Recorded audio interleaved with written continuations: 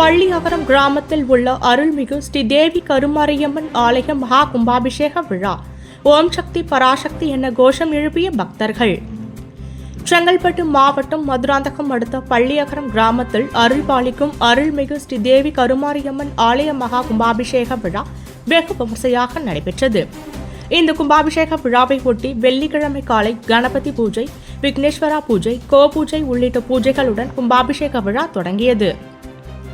இதனைத் தொடர்ந்து இன்று 2ஆம் காலை யாகசாலை பூஜை, பூர்ணாவதி பூஜை உள்ளிட்ட பூஜைகள் செய்யப்பட்டு ஏகசாலையிலிருந்து வேத மந்திரங்கள் முழங்க கலசங்கள் புறப்படு செய்யப்பட்டு கோபுர கலசத்திற்கு புனித நீர் எடுத்து செல்லப்பட்டு கோபுர கலசத்தில் சிவாச்சாரியார்கள் புனித நீர் ஊற்றி மகா கும்பாபிஷேகம் விழா நடைபெற்றது. விழாவில் கலந்து கொண்ட பக்தர்கள் ஓம் சக்தி பராசக்தி என கோஷம் எழுப்பினர்.